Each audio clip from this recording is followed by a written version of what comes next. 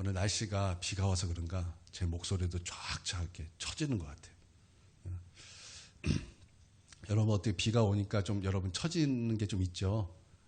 여러분 그것과 상관없이 여러분 하나님의 은혜가 막 쭉쭉 쏟아지는 그 은혜를 여러분 다 받아 누리시기를 바랍니다. 오늘 말씀의 제목은 우리 한번 다 같이 한번 읽어보겠습니다. 시작. 하나님의 비전을 우리에게 주시옵소서. 우리 이러한 제목으로 우리 하나님 말씀 전하도록 하겠습니다. 엠마오로 가는 두 제자에게 예수님께서 오셨습니다. 그리고 그 제자들에게 말씀하시기를 그리스도가 십자가에서 어떤 고난을 당해야 할지 또 그리스도가 부활을 해야 될지를 말씀하시면서 또 성경으로 그것을 풀어주셨을 때 그 두 명의 그 제자들의 그 마음이 뜨거웠다 이렇게 말씀하고 있습니다. 나는 오늘 우리 예배에도 이 제자들의 그 마음이 뜨거웠던 것처럼 오늘 주의 성령께서 우리의 마음을 뜨겁게 하시는 놀라운 역사가 우리에게도 있기를 바랍니다. 우리 성령님께서 은혜 주심의 역사가 오늘 우리 가운데 충만하기를 원합니다. 우리가 말씀을 시작하기 전에 태초에 하나님께서 천지를 창조하시니라 우리 한 5번 정도를 한번 읽어보도록 하겠습니다. 자, 시작. 태초에 하나님께서 천지를 창조하시니라. 태초에 하나님께서 천지를 창조하시니라. 태초에 하나님께서 천지를 창조하시니라. 태초에 하나님께서 천지를 창조하시니라. 태초에 하나님께서 천지를 창조하시니라. 다 외우시죠? 자, 시작. 자, 우리 2절 한번 읽어보겠습니다. 시작. 땅이 혼돈하고 공허하여 흑암이 깊음 위에 있고 하나님의 영은 그 수면이 운행하시니라. 그 위로 할 뻔했네. 자, 여러분 이거 자 한번 외워보겠습니다. 시작. 땅이 혼돈하고 공허하며 흑암이 깊음 위에 있고 하나님의 영은 수면 위에 운행하시니라. 다 외우시죠? 놀랍습니다. 우리가 이제 저번 주에 하나님의 중심으로 살아야 합니다라는 그 말씀을 이렇게 들었습니다. 그리고 저는 이제 이번 주 한 주 동안 이제 어떤 책을 읽는데 너무나 은혜를 받고 또 너무나 도전이 되고 또 마음이 뜨거워지는 그런 간증을 제가 보게 되었습니다. 우리 하나님 중심으로 살아야 된다라는 그 말씀과 연결이 되어지고 제 마음이 더 뜨거웠습니다. 그래서 정말 여러분 시간이 지나면 그런 뜨거운 마음들은 사라지기 마련 아니겠습니까? 그래서 그 간증을 읽고 너무나 마음이 뜨거워서 내일이 주일이었으면 좋겠다 그런 마음이 들 만큼 막 그것을 막 여러분에게 소개해주고 싶어 해주고 막 제 마음이 뜨거움으로 가득했던 그 제가 이렇게 한 주를 보냈습니다. 그 책을 제가 여러분에게 조금 소개를 해드리기를 원하는데요. 그 책에서 이렇게 이제 말씀을 하고 있습니다. 기쁨의 근원을 회복하라 이렇게 말씀하고 있어요. 그러니까 기쁨을 회복하라라고 말씀하는 것이 아니라 기쁨의 근원을 회복해야 된다라고 말씀하고 있는 것입니다. 그러면서 이제 데살로니가전서 5장 16절의 말씀을 이제 인용하는데 여러분 데살로니가전서 5장 16절의 말씀이 무엇입니까? 되게 짧아요. 항상 기뻐하라 라는 말씀입니다. 시작. 여러분 되게 쉽잖아요. 이거 외울 필요도 없어요. 그냥 외워져서 여러분에게 말하지 않습니까? 여러분 이 말씀 우리가 참 사랑하는 말씀이에요. 우리가 여러분의 교회에 오래 다니셨던 분들에게는 그 예전에 추억이 있습니다. 학생 때 수련회를 가면은 우리가 밥을 먹지 않습니까? 밥을 먹을 때 꼭 하는 것이 무엇입니까? 성경 암송 아닙니까? 성경 암송할 때 이 말씀이 나오면 우리가 이 말씀을 얼마나 사랑합니까? 이거 외울 필요도 없어요. 너무 쉬워가지고 그냥 막 외워지지 않습니까? 그래서 이런 말씀 나오면 우리 너무나 사랑했던 그 기억이 있습니다. 그런데 내용도 너무나 쉬워요. 내용이 무엇입니까? 항상 기뻐하라. 얼마나 내용도 쉽습니까? 그런데 이게 쉬워 보이는 이 하나님의 말씀인데 여기에는 아주 깊은 의미가 있다라는 것입니다. 여러분 조건적인 기쁨은요 항상 기뻐할 수 없습니다. 예를 들어서 집을 샀습니다. 집을 사면 얼마나 기쁨이 있겠습니까? 여러분, 집 없는 사람이 집을 샀으면요 너무나 기쁩니다. 어느 목사님이 그래요. 우리가 너무나 가난한 집이었는데 그러다가 아빠의 그런 헌신과 그 어머님의 그 알뜰한 살림살이로 말미암아 이제 집을 샀다라는 거예요. 그래서 얼마나 좋은지 그 집상 기쁨이 평생 갈 줄 알았대요. 근데 그 기쁨 딱 한 달 가더라는 거예요. 딱 한 달 가더라는 거예요. 또 차를 바꿨다거나 월급이 올랐다거나 했을 때 느끼는 그 기쁨으로는요 항상 기뻐할 수 없다라는 것입니다. 저도 예전에 하얀색 마티즈를 몰았던 적이 있습니다. 귀엽고 깜찍한 차예요. 처음에 저는 마티즈를 이제 똥차색을 몰았습니다. 그 똥차 형광색 아시죠? 그 녹색 용감해요. 중고차 사러 갔는데 그거밖에 없다는 거예요. 제가 속았죠. 너무 어려워가지고 속았어요.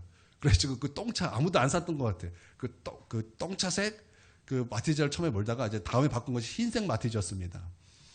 근데 그걸 잘 타고 있는데 하나님께서 제 마음속에 이렇게 말씀하시는 거예요. 비랑아, 어느 성도에게 너의 그 차를 주어라. 그래서 저희 사모님과 그것을 이제 상의하고 나서 이제 그 차를 그 성도에게 이제 드렸습니다.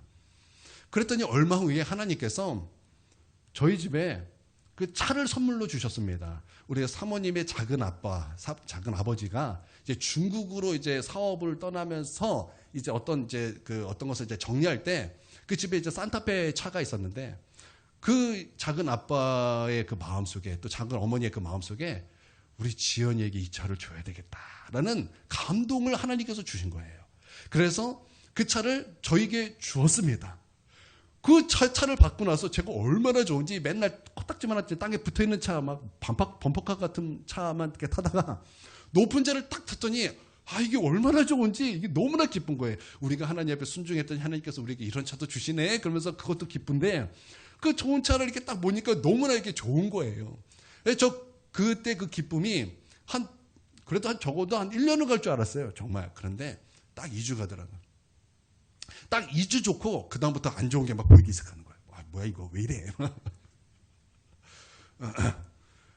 이게 조건적인 기쁨은요 이게 얼마 가지 않더라는 것입니다. 그러면 어떻게 해야 항상 기뻐할 수 있겠습니까? 하나님의 말씀은 항상 기뻐하라고 말씀하셨어요. 여러분 항상 기뻐하라고 말씀하셨다면 우리에게는 항상 기뻐할 수 있는 것이 있다라는 거 아니겠습니까? 하나님께서 설마 없는 것 말씀하실까요? 아니, 하나님은 없는 것 말씀하시는 분이 아닙니다. 하나님은 항상 진리를 말씀하시는 분이십니다. 진리가 무엇입니까? 진리라는 것은 변치 않는 말씀이에요. 변치 않는 말씀이에요. 세상에 있는 것들은요 다 변합니다.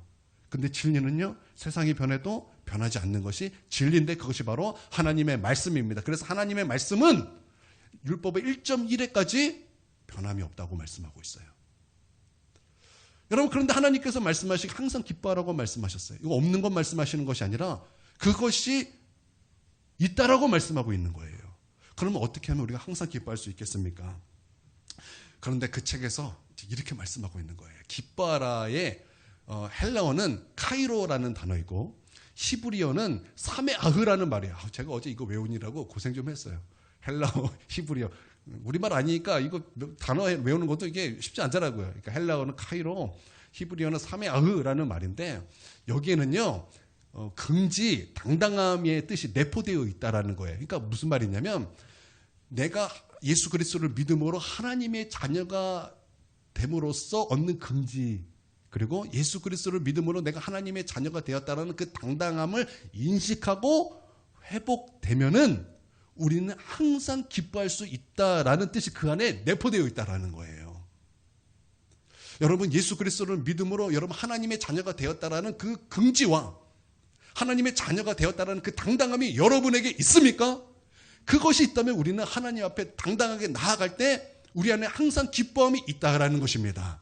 할렐루야. 그러면서 이제 그분이 그 한 주에 두 사람을 만나 그 간증이 나와요. 제가 이제 거기서 은혜를 받았는데 첫 번째 사람이 타교회 목사님이었다라는 거예요. 타교회 목사님. 그때 그 교회에서 특별 새벽 기도를 하고 있었는데 그 교회를 탐방하고 은혜를 받고자 이제 타구의 목사님이 찾았는데 그때 그분에게 이제 그분이 이제 은혜를 받았고 이제 제가 이제 감동받은 것은 이제 두 번째 사람이에요. 그 교회의 초신자 성도에 대한 간증이 제 마음을 뜨겁게 하고 은혜 받고 도전을 받게 한 그런 이제 그 간증 내용이었습니다. 이분은요 이제 초신자예요. 예수 믿은 지 이제 얼마 되지 않은 사람입니다. 그런데 이분은 나름 유명한 영화 감독입니다. 영화 감독이에요. 이제 특별 새벽 기도회가 진행되던 중에 이제 이분이 목사님에게 이제 메일을 보낸 것입니다.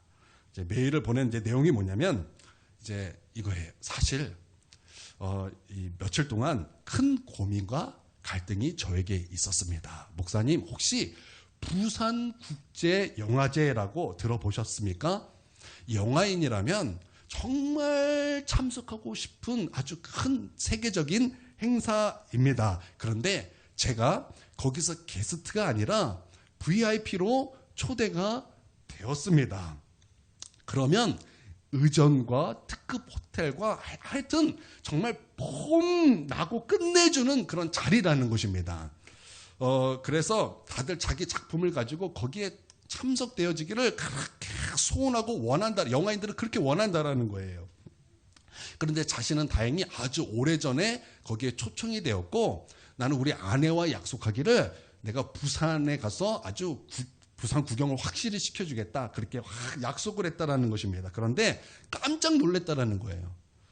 그날이 특별 새벽 기도회와 겹치는 날이었다라는 것입니다.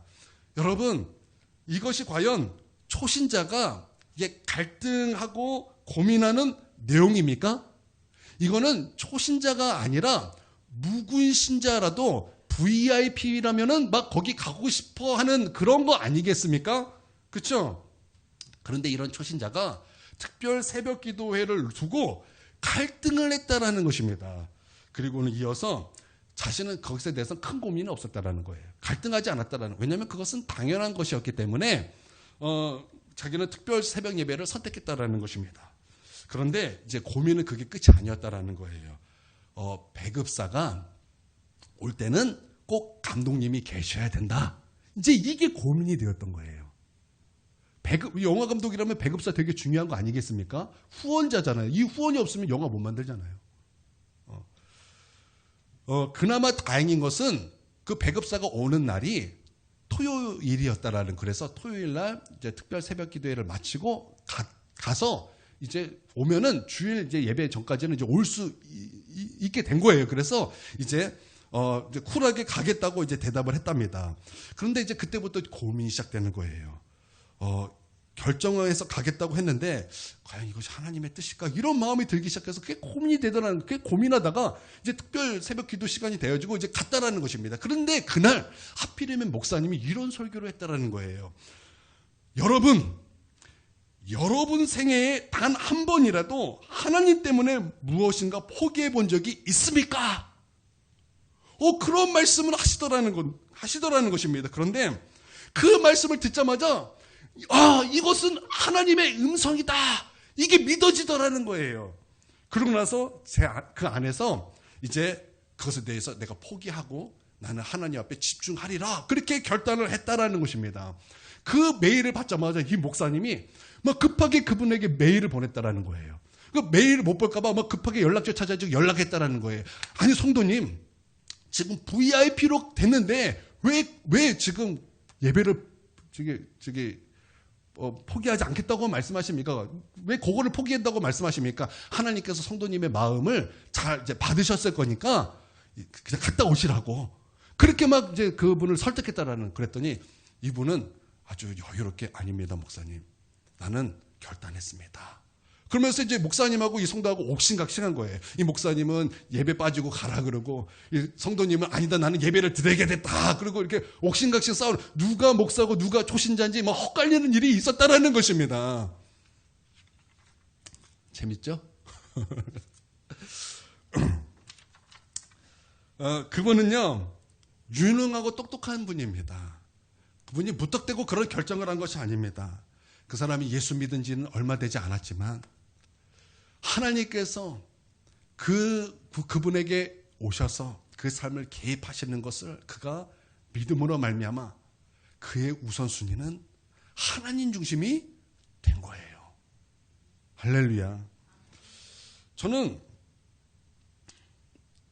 우리가 이제 저번 주에 이렇게 말씀을 들었어요. 우리가 하나님 중심으로 살겠습니다. 여러분, 우리가 나눌 때 여러분 다 그런 결단하지 않으셨습니까? 그렇죠? 제가 기억해요. 우리 김영준 권사님도 그렇게 결단하셨고 또 누구예요? 다 그렇게 결단하셨어요. 제가 다 기억합니다. 그러면 여러분은 하나님 때문에 하나님을 위해 무엇을 포기해 보신 적은 있으십니까? 하나님 때문에 여러분은 무엇인가를 포기해 보신 적이 있으십니까? 한 초등학생이 있었습니다. 초등학교 5학년입니다. 이 아이는요, 아빠를 사랑했습니다. 그런데 이 아이는 아빠와 좀 떨어져야 하는 그런 상황이 있었습니다.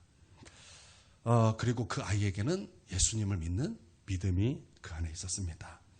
어느 날 그 아빠가 찾아왔습니다. 찾아와서 이제 이 아이를 이제 자기가 이제 거하고 있는 그 고향으로 데려가려고 그랬어요.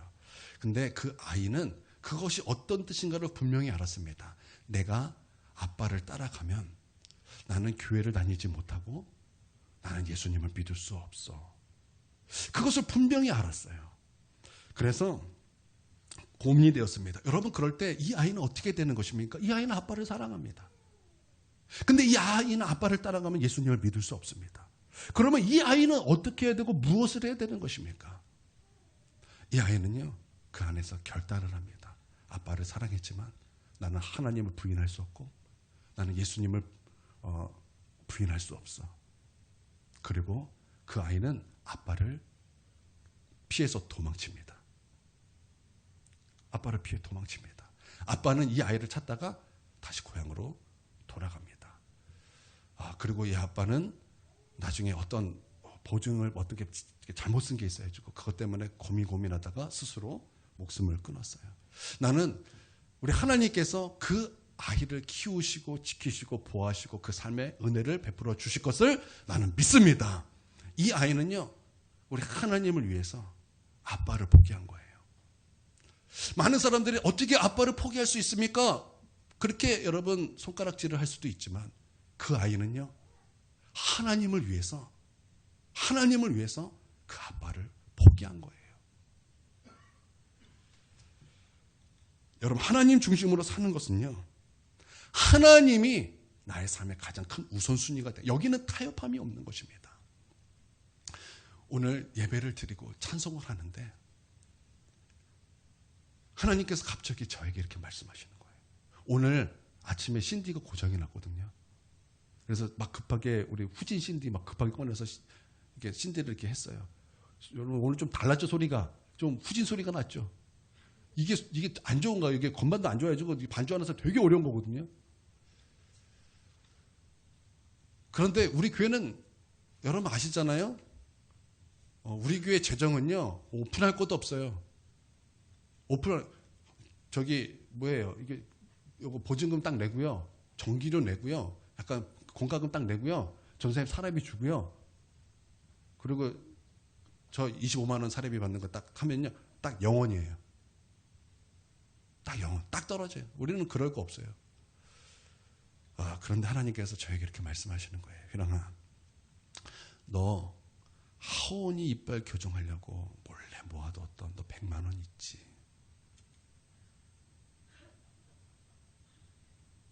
너 그거 나를 위하여 포기할 수 있겠냐? 막 눈물이 나는 거예요. 하나님, 내 지금 현재사님 100만 원밖에 없는데.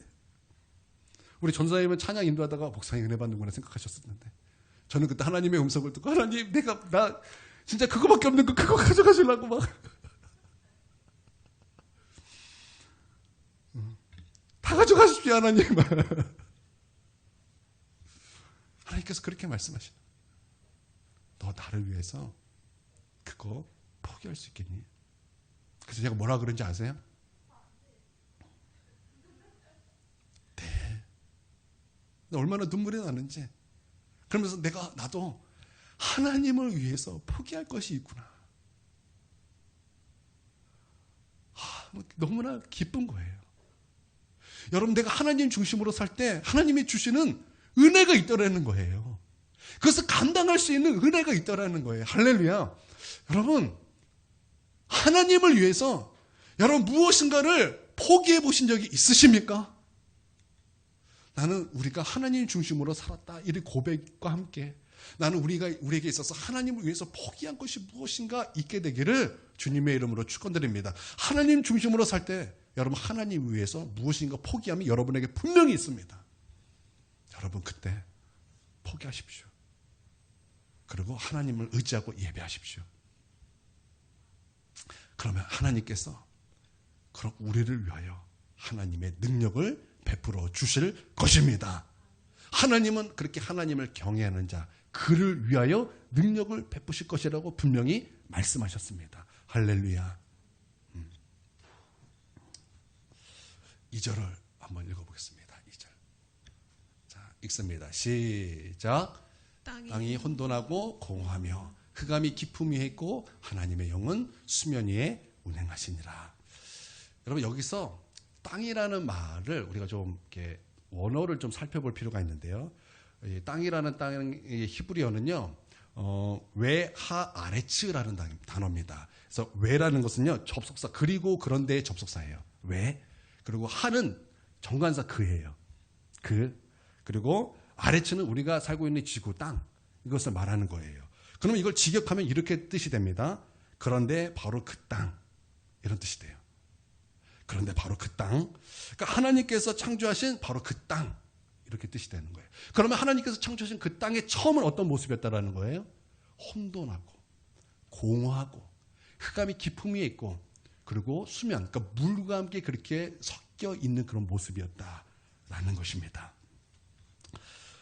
그리고 그 땅을 지금 누가 지금 운행하고 있다고 말씀하고 있어요? 하나님의 영이 그렇게 운행하고 있다라는, 그래서 운행이라는 뜻은 어떤 뜻이냐면요, 닭이 달걀을 품다라는 단어예요. 독수리가 새끼를 품고 날개짓한다 이런 뜻이에요. 그러니까 여기에는요 단순히 품다라는 의미가 아니라 그 엄마가 아기를 뱃속에 잉태합니다. 10달 동안 잉태했다가 어느 순간 10개월이 딱 차면 응이하고 아기가 태어날 때 엄마는 아기가 태어난 그 순간부터 사랑하는 것이 아니라 엄마는 그 아이가 뱃속에 잉태된 그때부터 이 자녀를 너무나 사랑하는 거예요. 그렇죠? 우리 성령님께서는 바로 그렇게 하나님께서 창조하신 모든 것을 사랑하시고 그렇게 우리를 품으시고 마치 닭이 달걀을 품듯 엄마가 그 자녀를 잉태하여 품듯 그렇게 품고 계셨다라는 거예요. 할렐루야. 우리가 여기서 우리가 배우는 것이 있는데요. 첫 번째는요. 천지창조는 아버지 하나님만이 주도하신 창조 사건이 아니라 이 천지창조는 삼일째 하나님의 사건이라는 것을 우리는 이 창조 사건에서 분명히 보게 됩니다. 여러분 하나님께서 천지를 창조하셨습니다. 아버지 하나님께서 천지를 창조하셨습니다. 여러분 이것을 믿습니까? 그러면 우리 성령님께서는 무엇 하셨습니까? 하나님께서 창조하실 모든 것을 품고 계셨다는 거예요. 마치 어미가 자녀를 뱃속에 품고 있었던 것처럼 하나님이 창조하실 모든 것을 성령님은 품고 계셨다는 거예요. 그러니까 이 창조 사역에 누구도 동참하신 거예요? 성령 하나님도 동참하고 계시다라는 거예요. 그러면 성자 하나님이신 예수님은 여러분 어떻게 그 창조에 동참하셨습니까? 여러분 우리는 하나님께서 말씀으로 천지를 창조하셨다는 것을 다 알고 있습니다. 빛이 있으라 하시니 빛이 있었고 빛과 어둠을 나누사 빛을 낮이라 부르시고 어둠을 밤이라 부르시니 그대로 되었더라. 낮이 지나고 아침이 되니 첫째 날이니라. 그래 우리 다 알지요. 그러니까 알잖아요. 그러니까 말씀으로 하나님께서 천지를 창조하셨잖아요. 그런데 이것을 요한은 어떻게 말씀하고 있냐면 요한복음 1장 1절에서 3절입니다. 이거는 여러분이 다 알 필요가 있기 때문에 한번 다 같이 읽어보겠습니다. 자, 시작. 태초에 말씀이 계시니라. 이 말씀이 하나님과 함께 계셨으니 이 말씀은 곧 하나님이시니라. 그가 태초에 하나님과 함께 계셨고 만물이 그로 말미암아 지은 바 되었으니 지은 것이 하나도 그가 없이는 된 것이 없느니라. 자, 태초에 무엇이 있었습니까? 태초에 말씀이 있었다는, 빛이 있어라, 물과 물이 나눠질지어다, 뭐 그런 말씀이 있었다라는 거예요. 근데 그 말씀은 누구와 함께 계셨습니까? 하나님과 함께 계셨는데 그 말씀은 누구십니까? 그 말씀은 하나님이시다라는 거예요. 그러면서 3절에 말씀하시기를 만물이 그로 말미암아 지은 바 되었으니 지은 것이 하나도 그가 없이는 된 것이 없느니라. 그러므로 예수님께서도 창조 사역에 함께 하셨다라는 것입니다. 창세기 1장 26절에서 27, 28절에 보니까 하나님께서 사람을 창조하실 때 하나님의 형상과 모양으로 창조하실 때 우리 하나님께서 이렇게 말씀하셨습니다. 우리가 여기 우리라는 것은요, 단수입니까 복수입니까? 여기서 우리라는 것은요, 삼위일체 하나님을 뜻하는 거예요. 그러니까 이 창조 사역은 아버지 하나님만이 사역이 아니라 삼위일체 하나님의 사역이었다라는 것입니다. 할렐루야. 이것이 왜 중요한가? 여러분, 이거 굉장히 중요합니다. 여러분, 이 창조 사역이 삼위일체 사역이었던 것처럼 여러분, 하나님께서는 우리를 재창조하실 때도 이 삼위일체 하나님의 사역이었다라는 것을 우리 가운데 말씀하고 있기 때문에 중요한 것입니다. 하나님께서 천지를 창조하셨습니다. 인간을 창조하셨습니다. 여러분, 그때 죄가 없는 상태로 창조하셨지만 인간이 범죄함으로 말미암아 타락했습니다. 그 타락한 인간에게는 죽음이 역사하기 시작했습니다. 그 사람을 살리기 위해서 구원이 필요한데, 여러분, 이 구원은요, 회복입니까? 아니면 새롭게 창조해야 되는 것입니까? 회복입니까? 아니면 새롭게 창조해야 되는 것입니까? 회복이 아니에요. 회복이 아니라고요. 이 타락한 하나님의 형상과 모양을 잃어버린 인간은요, 회복이 아니라 다시 하나님의 그 새롭게 재창조가 돼야 한다라고 말씀하고 있어요. 그래서 보라, 이전 것은 지나갔으니 보라, 새 것이 되었도다. 너희가 예수 그리스도 안에서 이전 것은 지나갔으니 보라, 새 것이 되었도다 말씀하고 있고요. 구원은 바로 그 재창조를 말씀하고 있는 거예요. 그래서 여러분, 이 구원에 대해서 삼위일체 사역이 무엇입니까? 하나님께서는 당신의 백성들이 죄로 말미암아 죽는 것을 원치 아니하십니다. 여러분, 하나님은요, 마땅히 죽어야 될 자가 죽는 것도 기뻐하지 않는다고 말씀하고 있어요. 하나님은요, 우리 영혼들이 죄로 말미암아 지옥에 가는 것을 너무나 마음 아파하고 계시다는 거예요. 그래서 하나님께서는 우리를 구원하기를 원하셨습니다. 구원하기를 원하셨어요. 그리고 구원의 계획을 세우셨습니다. 그 계획이 무엇이었습니까? 당신의 아들을 이 땅에 보내셔서 십자가에 피를 흘리시고 그 피로 말미암아 우리를 구원하시겠다라는 그 계획을 세우셨다라는 거예요. 아버지 하나님께서 그렇게 계획을 세우셨습니다. 그러면 예수님은 무엇 하셨습니까? 예수님은 그 아버지 하나님의 그 말씀에 죽기까지 순종하며 아버지의 마음, 그 영혼을 사랑하는 그 아버지의 마음을 가지고 이 땅의 인간으로 오셨다라는 거예요. 그래서 십자가에 피 흘려 죽으시고 하나님의 능력으로 부활하신 것입니다. 할렐루야. 그러므로 말미암아 우리의 구원을 이루신 거예요. 예수님이 이루셨어요. 그러면 다 구원받는 것입니까? 아니에요. 우리가 예수 그리스도 앞에서 회개하고 예수님을 믿으면 이제 바로 성령의 사역이 시작되는데, 바로 그 성령님께서 우리를 거듭나게 하시는 거예요. 새롭게 태어나게 하시는 거예요. 이게 재창조예요. 이게 재창조라고요. 여러분, 그래서 여러분 이 삼위일체 사역을 알아야 여러분이 구원받음을 알 수 있습니다.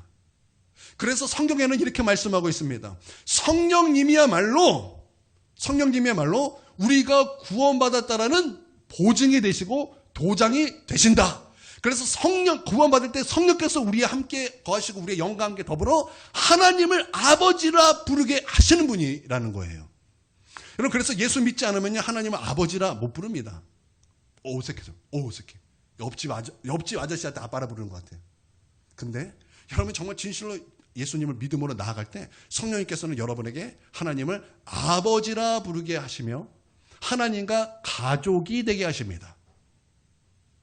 할렐루야. 다 놀렐루야 같은데. 할렐루야. 그러니까 이 삼위일체 사역은 너무나 중요한 거예요. 그러므로 지금은 구약은 우리 하나님 시대였어요.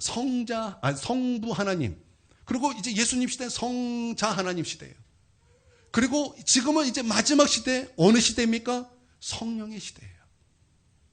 이 성령 시대에 우리가 성령을 부인하면 안 되는 것입니다. 그렇기 때문에 여러분, 이 창조사역 삼일체 하나님의 사역이다라는 것은 너무나 우리에게 중요한 메시지가 되는 것입니다. 할렐루야.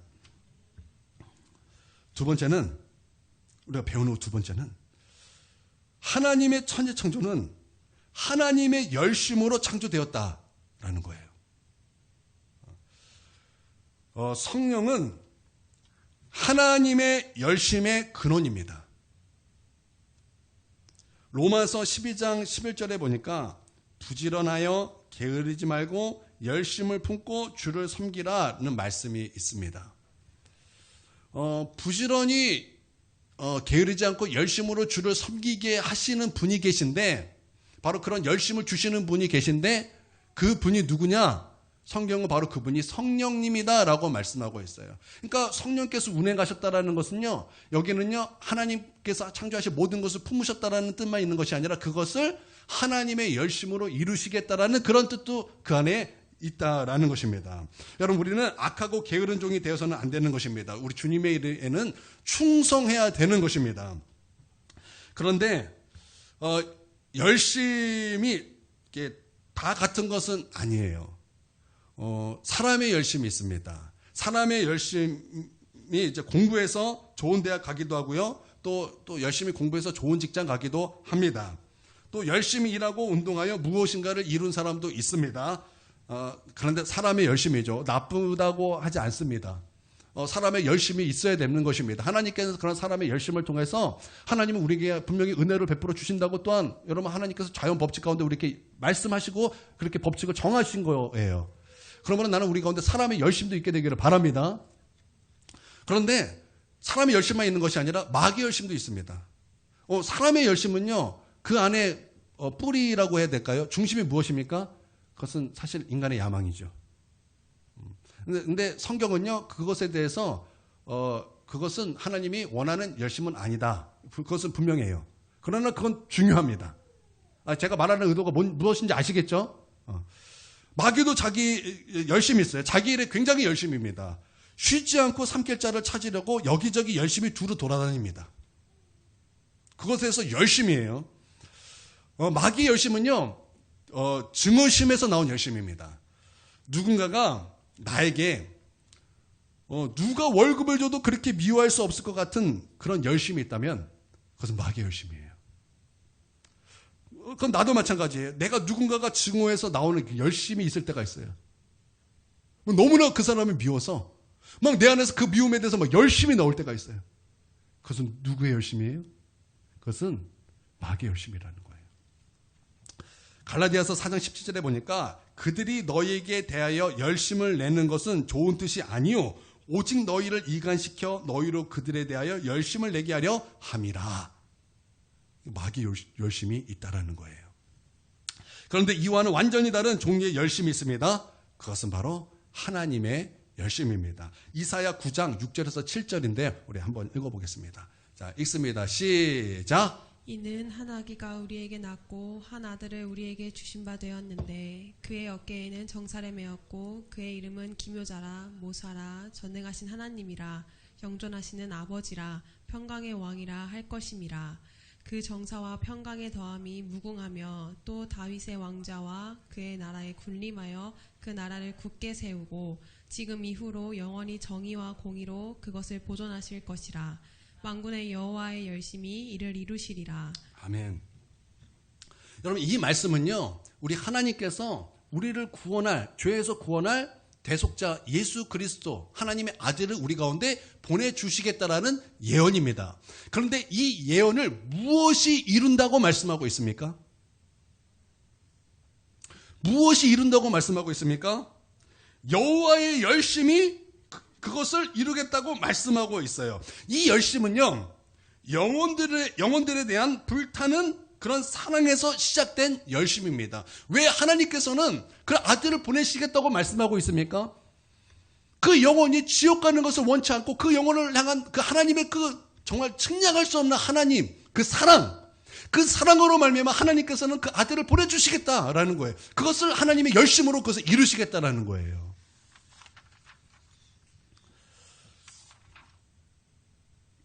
그래서 그 열심이 예수님을 십자가에서 대속 제물로 내어드리고자 그렇게 인간으로 태어나시게 했다라는 거예요.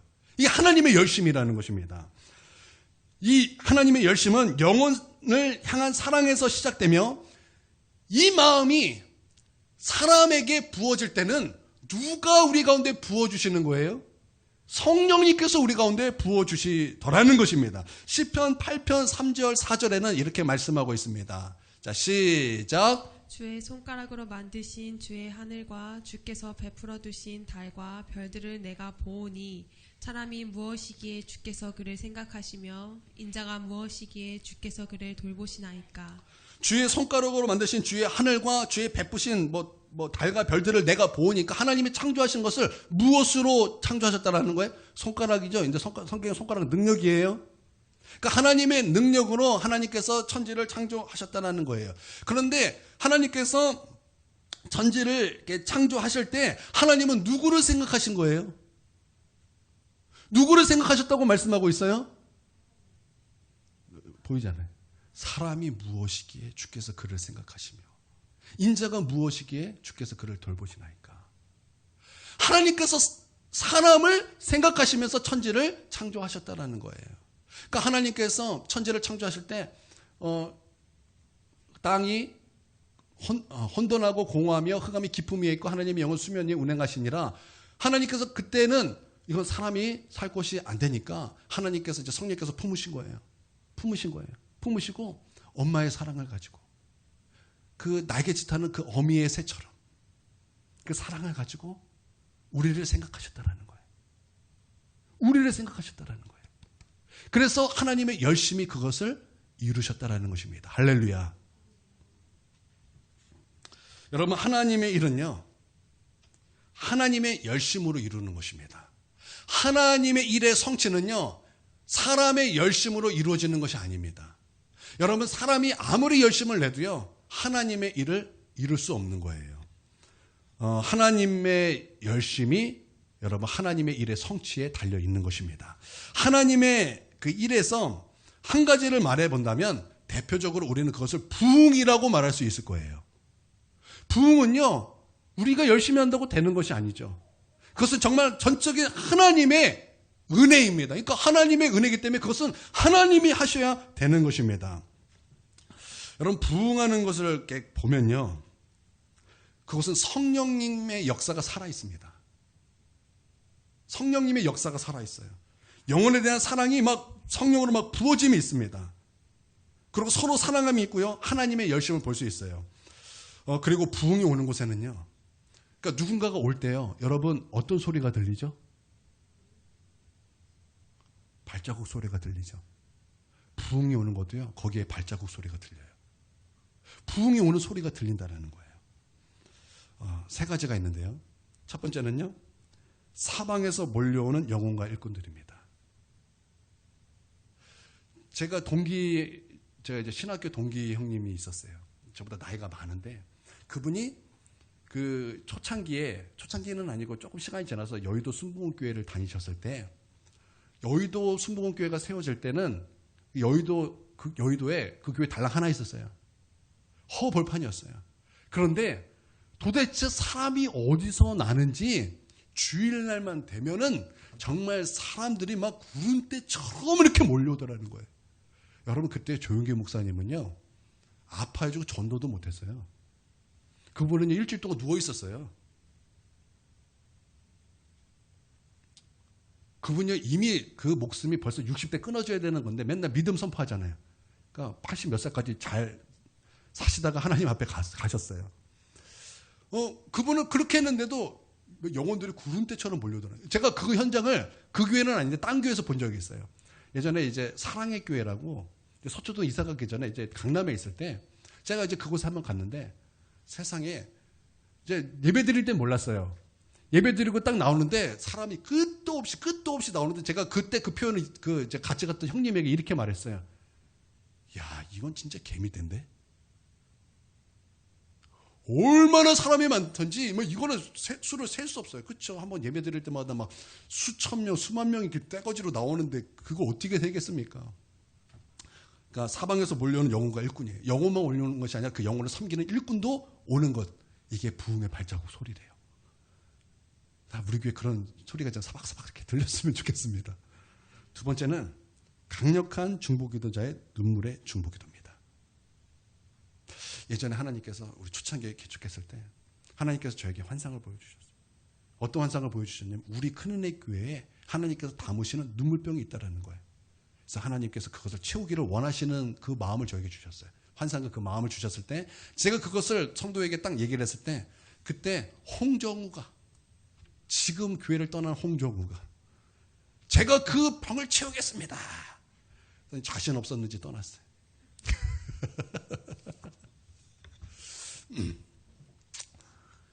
여러분, 나는 여러분에게도 난 이런 정말 내가 주를 위해서 내 삶을 기도자로 살겠습니다. 나는 이런 결단이 우리 성도들에게도 좀 있기를 원합니다. 내가 그래서 이것을 위해서 정말 눈물을 흘리며 그래서 막 눈물을 흘리고 기쁨으로 그 단을 거두기를 원하는 그 하나님의 그 비전이 우리 가운데 막 들어오기를 원합니다. 막 그런 결단이 우리에게도 막 나오기를 바랍니다. 할렐루야. 세 번째는 주께서 주권적으로 부어주시는 경제적인 축복이에요. 여러분 첫 번째, 두 번째는 좀 들어보셨을 텐데 세 번째는 여러분 처음 들어보셨을 거예요. 그런데 이건 분명히 발자국이에요. 사람도요 작은 일을 맡길 때는 작은 돈을 줍니다. 만약에 우리 자녀들에게 심부름 시킬 때 껌 사와라 그러고 10만 원 주지 않아요. 1,000원 주죠. 하나님도 마찬가지예요. 작은 일을 할 땐 작은 돈을 주시고 큰 일을 해야 될 때는 큰 돈을 주십니다. 부흥은요 큰 돈이 필요해요. 수많은 영혼들을 섬겨야 되기 때문에. 그래서 정말 하나님께서 주시는 주권적으로 주시는 경제적인 축복이 교회에 부어집니다. 우리 큰은혜 교회도 동서남북 사방에서 재정이 몰려올지어다. 저는 정말 이런 교회를 실질적으로 본 적이 있습니다. 제가 이 교회를 개척하기 전에 어느 한 교회를 탐방을 갔습니다. 그리고 그 교회에 등록을 해서 잠깐 다녔던 적이 있어요. 제가 그 다녔던만 해도 그 교회는 10,000명이 되지 않았냐, 몇천 명 되는 교회였습니다. 그런데 그 교회에 한 달에 새로 오는 신자가 몇 명이냐면 한 달에 오는 신자만 이렇게 따로 개척을 해도 중형교회가 세워져요. 매달 몇백 명씩 모이는 중형교회가 세워져요. 그렇게 사람들이 몰려오는 거예요. 뭐 오라고 말도 안 했는데 사람들이 막 몰려오는 거예요. 막 몰려와요. 그리고 거기에는 강력한 중보기도자가 있어요. 저는요, 제가 그 교회를 몰릴 때는요, 저는 어딜 가도 기도 굉장히 많이 하는 사람이었어요. 근데 제가 그 교회 갔더니 저는 그냥 평신도예요. 저는 그 다음부터 저는 기도를 많이 합니다 말을 이제 하지 않아요. 거긴 평신도가 하나님 앞에 막 우는데 그 울음소리가 한두 사람이 아니라 막 정말 수천 명이 그렇게 하나님 앞에 모여서 기도하는데 그 기도 소리가 성경에 이런 표현이 있어요. 맑은 물소리. 맑은 물소리. 여러분 수많은 사람들이 하나님 앞에 쫙 그러고 막 부르짖어 기도하잖아요. 근데 그게 시끄러운 소리가 아니라 그게 물소리처럼 들립니다. 사람들이 하나님 앞에 회개하고 또 회개하고 거룩을 구하면서 하나님의 은혜를 구하고 하나님의 얼굴을 구하면서 그렇게 중보기도자들이 정말 헌신된 중보기도자들이 하나님께 나오고 그렇게 기도하는 거예요. 근데 그렇게 기도할 때 훈련을 어떻게 시키냐면 당신이 하나님 앞에 나와 기도하기 힘쓸 때 당신의 가정을 먼저 돌보고 오십시오. 그래서 가정을 돌보지 않고 기도하러 나오는 사람을 굉장히 책망해요. 그러니까 가정에서도 굉장히 바르고 교회에서도 하나님 앞에 기도하는 그 사역자가 그렇게 세워지더라고요. 바른 모습이었어요. 그렇게 이제 세워지고요. 저는요, 그때 또 하나의 충격을 받은 것이 있어요. 그때 그분은 아마 오너 같아요. 오너 같아요. 그 교회에 800억을 헌금하더라고요. 그 기업을 말하면 여러분 다 아는 기업이에요. 그러니까 800억을 헌금하겠죠? 여러분, 빨랑 800억 헌금하세요. 여러분, 있잖아요. 헌금하십시오. 그렇게 하나님께서 그 사람을, 그 마음을 감동을 주시사 그렇게 영혼들을 섬기게 하셔. 그러니까 그 교회가 지금은요, 15만 명 교회예요. 15만 명 교회. 그 성령의 역사가 너무나 나타나니까 여러분 한국교회에서는요 성령의 역사가 나타나면 무슨 시비가 붙습니까? 이단 시비가 붙어요. 그래서 한국에서는 이제 더 이상 막 나아가지 못하는데 하나님께서 그것을 통해서 하나님께서 그것을 또 역사하시더라고요. 아프리카로 눈을 돌리게 하셨어요. 그래서 아프리카에 수많은 영혼을 구원하고 있고 아프리카에는 지금 중국하고 연결돼서 교회 세우는 게 굉장히 힘들어요. 그래서 교회를 하나 세우려면 몇 명이 있어야 되고 몇 평이 있어야 되고 뭐가 있어야 되고 뭐가 있어야 돼서 교회 하나 세우면요 우리나라 돈으로 몇십억이 들어요. 그런 교회를요 지금 몇 개를 세웠나 몰라요. 목사를 거기에 세우고 목사를 훈련시키고 그 목사를 통해서 그 이제 지교회를 세우고 그러면서 그 아프리카에 정말 큰 교회들이 막 세워지고 있어요. 그러니까 하나님께서 물질을 부어주셔서 그 영혼들을 섬길 수 있도록 하나님께서는 그렇게 부흥의 발자국으로 정말 측량할 수 없는 재정의 복을 주시더라는 거예요. 그러니까 그때부터 이제 부흥이 막 일어나는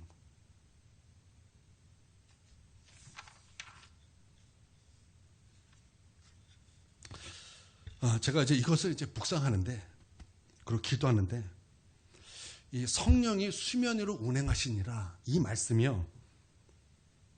하나님의 비전으로 보이는 거예요. 그렇죠? 성령께서는 하나님의 비전을 품고 계셨잖아요. 천지창조라는 하나님의 비전을 품고 계셨잖아요. 그러니까 하나님 성령이 운행하시다라는 게 하나님의 비전으로 보이는 거예요. 그래서 그것을 놓고 기도하기 시작했어요. 하나님, 나에게 하나님의 비전을 주시옵소서. 하나님, 지금 보세요. 지금 하나님께서 무엇을 품고 계세요? 성령님께서 무엇을 품고 계세요?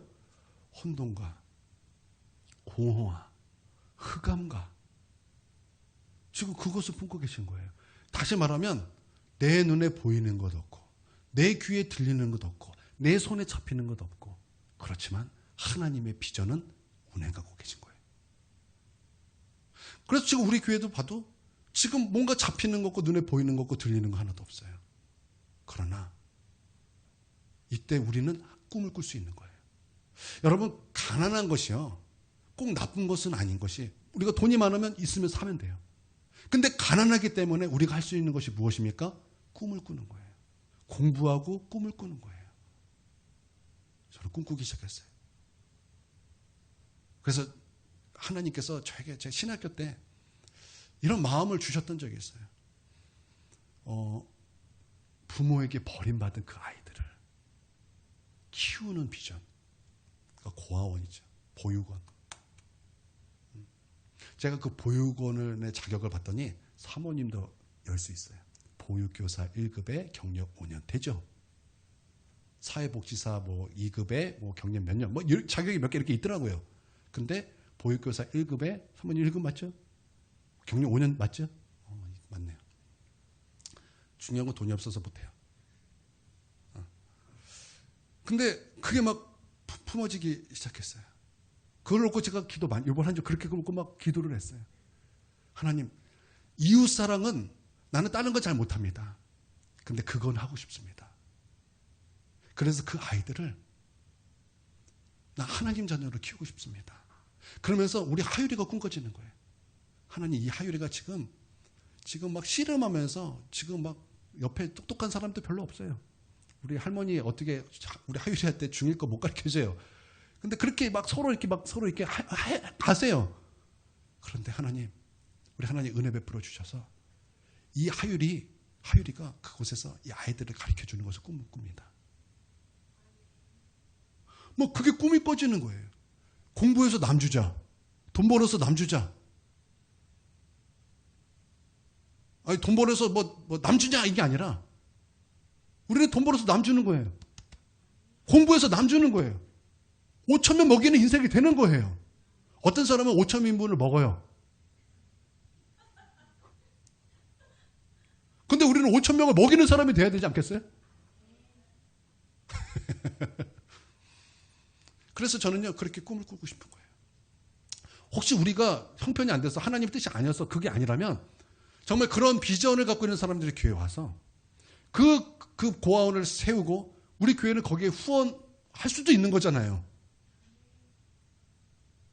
그래서 무엇보다 나는 우리 성도들에게 하나님께서 복을 받아서 그렇게 헌금할 수 있는 성도들이 나오기를 바랍니다. 그러므로 나는 우리 성도들에게 재정의 복이 부어지기를 바랍니다. 예수님의 이름으로 재정의 복이 부어질지어다. 동서남북 사방에서 재정이 몰려올 지어다. 그러니까 여러분 지금부터 그 헌금 열심히 하는 훈련하십시오. 혹시 막 11조 설교가 나오면 11조 설교하려나 보다. 그게 아니라 하나님 내가 우리 교회에서 11조 가장 많이 할 수 있는 그런 사람 되게 해주십시오. 여러분 그렇게 옳게 반응을 해야죠. 그렇죠? 여러분 그런 반응을 해야 되는 거 아닙니까? 나는 그렇게 목사님들이 11조 설교할 때마다 그렇게 기도했어요. 하나님 내가 우리 교회에서 11조 가장 많이 하는 사람 되게 해주십시오. 헌금 가장 많이 하는 사람 되게 해주십시오. 저는 그렇게 기도했다고요. 우리는요 큰 것부터 하려고 그래. 막 내가 돈 생기면은 막 내가 큰 일부터 막 교회 이것도 하고 저것도 하고 이렇게 11조도 안 하는데 그거 어떻게 해? 감사문도 안 하는데 그거 어떻게 해? 여러분 그렇지 않습니까? 성경은요 큰 거 주님 맡기시기 전에 작은 것부터 하나하나 그거 보세요. 하나님은. 자 그래서 나는 하나님께 우리의 기도 제목도 이거였으면 좋겠어. 하나님 하나님의 비전을 나에게도 주시옵소서. 할렐루야. 그래서 하나님의 열심히 하나님의 비전을 이루시기를 원합니다. 아멘. 그냥 끝날렸더니 아쉬워서 하나 더 해야지.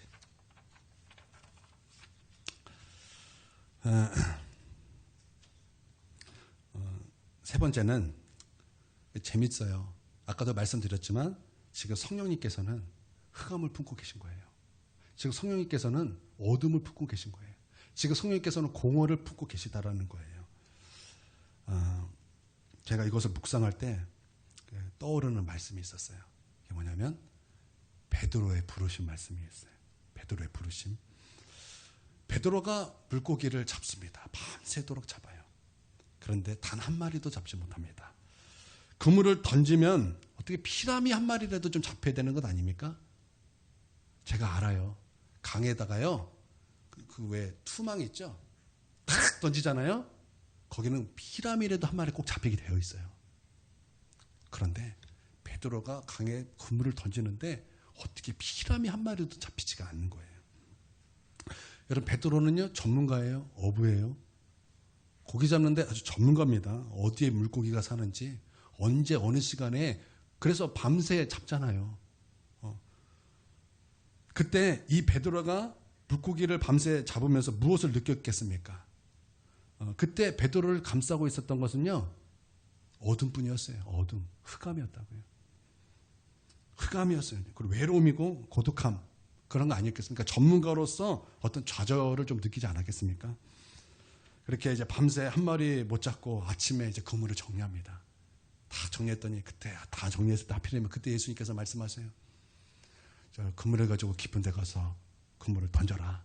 그러니 뭐 말씀에 의지하여 던지겠습니다.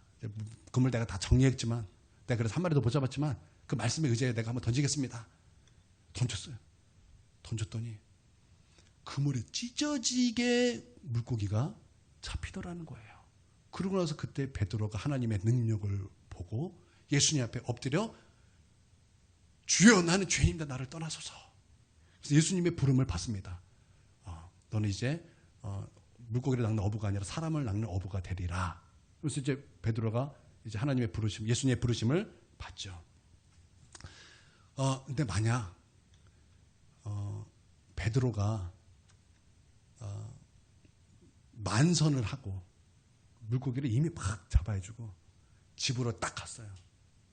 그러면 다음 날 있을 항상 기쁨의 근원이 되시는 예수님을 만났을까요? 만났을까요? 만났을까요? 못 만났죠. 그러니까 예수님의 그 말씀에 물고기 잡힌 것만 기적이 아니라 밤새 물고기를 잡지 못한 것 또한 기적이라는 거예요. 생각해 보세요. 그물을 이쪽에 딱 젖었더니 물고기가 갑자기 이쪽으로 막 와요. 이쪽에 던졌더니 물고기가 막 이쪽으로 와요. 물고기가 얼마나 힘들었겠습니까? 물고기 생각도 좀 해보세요. 얼마나 힘들었겠어요. 여러분 그거 기적 아닙니까? 뭐 물고기가 가득 잡혀야만 기적입니까? 밤새 물고기 못 잡은 것도 기적이라는 거예요. 그러니까 베드로가 어둠 가운데, 고독함 가운데, 외로움 가운데 있었던 것도 여러분 하나님의 손에 붙잡힌 기적이 될 수 있다는 거예요. 저는요 2달 동안 굉장히 힘든 시간을 보냈어요. 왜냐하면 설교의 슬로프가 얼마나 세게 왔는지, 설교하라고 딱 쓰면 입이 안 열려요. 말을 하는데 입이 안 열리는 거예요. 그 죽겠는 거예요. 그래서 저번 주에 금식 이틀 하고요. 그래서 저번 주에 설교 마치고서 얼마나 제가 그것에서 고민과 스트레스가 많았는지 끝나고 나서 막 두통에 시달렸어요. 그리고 어젯밤에는요, 막 얼마나 막 긴장이 되는지 막. 근데 우리 성도들 정말 말씀 먹어야 되는데, 우리 성도도 하나님 말씀 들어야 되는데, 막 거기 막 정말 막 그것에 막 긴장이 되고 막 뭐라 그래야 돼, 막 그것 때문에 막 잠을 못 자겠는 거예요. 그런데 이것 또한 하나님의 기적이었다라는 거예요. 제가 그것을 통해서 다시 처음 마음이 막 회복되기 시작하는 거예요. 아, 내가 어떻게 설교 준비를 했었지? 그러면서 다시 하나님의 그 말씀 앞에 돌아가기 시작했고, 좀 게을렀던 그 독서도 다시 열심으로 내기 시작했고, 또 기도도 다시 집중해서 기도하기 시작하고. 그러니까 그것 또한 하나님의 기적이다라는 거예요. 그러니까 여러분의 삶에서 느껴지는 그 밤도요, 곧 예수 그리스도를 만난 기적이 될 수 있다라는 거예요. 할렐루야. 하나님이 품고 계신 시간일 수 있다라는 거예요. 그러니까 제 마음속에 막 회복이 일어나기 시작하는 거예요. 제 마음속에 막 회복이 일어나는 거예요. 아, 내가 지금 이렇게 느꼈던 이 괴로움이 하나님이 나를 품고 계셨던 시간이었구나. 여러분 그 괴로움을 느낄 때, 여러분이 어둠을 느낄 때 여러분 해석하십시오. 하나님이 나를 품고 계시는 시간이구나. 그렇게 해서 하나님 앞에 나아갈 때 여러분 베드로가 예수님을 만났던 것처럼 우리는 하나님을 만남으로 말미암아 회복의 역사가 분명히 있을 것입니다. 아멘. 우리가 살 수 없을 것만 같은 그런 괴로움이 오잖아요. 거기 지금 어떻게 2절 보세요. 이거 어떻게 사람이 어떻게 삽니까? 그러니까 사람이 살 수 없으니까 하나님께서 이제 하나씩 창조해 나가시며 우리가 살 수 있는 모든 환경을 조성하시잖아요. 그러나 2절은 사람이 살 수 없는 그런 시간이에요. 우리가 마찬가지로 그와 같은 시간을 보낼 때가 있어요. 명심하세요. 그 시간은 성령님께서 운행하시는 시간이시다라는 거예요. 하나님이 우리를 사랑하시사 우리를 부르시고 계시는 시간이라는 거예요. 우리를 부르시고 계신 시간이에요. 휘랑아, 너는 지금 거기 있어야 될 것이 아니라 너는 지금 내 앞에 나와야 될 시간이다. 그러니까 나에게 돌아오라. 나에게 돌아오라. 나에게 돌아오라. 그 메시지가 우리 가운데 지금 울려지는 시간이다라는 거예요. 여러분 이것을 볼 수 있고 해석할 수 있는 그런 믿음의 눈이 열린 저와 여러분이 되기를 바랍니다. 아멘. 우리 함께 이 시간 기도하겠습니다. 하나님, 여러분 들은 말씀을 가지고 그 말씀을 붙잡고 기도하십시오. 하나님 중심으로 살기 원합니다.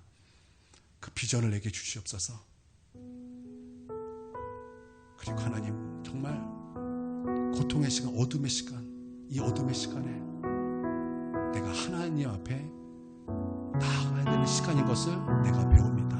하나님, 나를 이끄시옵소서. 우리 들었던 말씀 붙잡고 이 시간 우리 함께 기도하겠습니다. 기도합니다. 사랑의 하나님, 주님 우리가 이 어둠 가운데 있을 때 주님 우리는 어디 있었습니까? 주님 우리는 어디 있는 것입니까? 주님 절망의 자리에 있지 않았습니까? 우리는 낭망하는 자리에 있지 않았습니까? 우리는 좌절하는 자리에 있지 않았습니까? 주님 우리가 이것을 회개합니다. 주님 우리가 이것을 회개하고 주님 그 시간에 우리 하나님께서 우리를 부르는 시간이요, 주님 우리가 어둠 가운데 있는 시간을 성령님께서 우리를 감싸고 계신 그 시간이요, 마치 부모가 자녀를 사랑함으로 품고 있는 그런 시간이고 나에게 찾고 계신 그 시간인 것을 아버지 하나님 우리가 믿음의 눈으로 바라보니 아버지 하나님 우리가 돌이켜서 하나님께 나감으로 말미암아 그 시간을 기적의 시간으로 만들어내는 아버지 주의 백성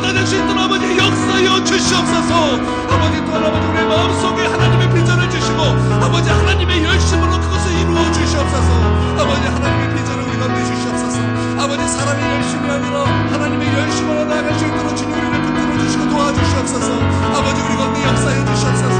아버지 우리 가운데 역사해 주시옵소서. 아버지 우리 가운데 역사해 주시옵소서. 우리를 도와주시옵소서. 우리를 붙들어 주시옵소서. 아버지 하나님 우리가 하나님의 중심으로 살겠습니까? 우리가 하나님 중심으로 살기에 우리가 하나님을 위하여 무엇인가 포기한 적이 있습니까? 아버지 하나님 주님 우리가 이것을 타협하지 않게 하여 주시옵소서. 우리가 하나님의 우리의 삶의 우선순위가 될 수 있도록 아버지 하나님 역사하시고 우리를 도와주시옵소서. 주님 도와주시옵소서. 우리가 입술로만 하나님 중심이라고 말하는 것은 아닙니까? 우리가 입술로만 하나님이 나의 중심이라고 말하는 것은 아닙니까? 정말 우리 하나님 앞에서는 내가 조금 더 아버지 그 하나도 포기하지 아니하고 아버지 말로만 하나님 나의 중심이라고 고백하는 것은 아닙니까? 우리가 이것을 돌이키기를 원합니다.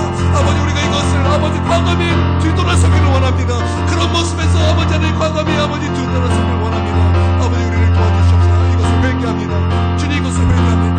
아버지 우리 하나님을 위하여 아버지 하나님 포기할 수 있는 아버지 하나님 그 믿음 우리 마음에 부어주시옵소서.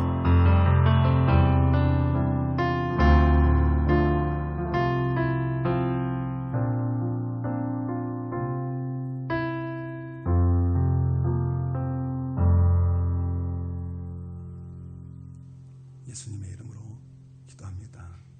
아멘. 여러분 우리 여름 수련회를 위해서 여러분 기도 많이 해주시기를 바랍니다. 그리고 우리 신디가 고장이 났어요. 이제 아예 맛이 갔습니다.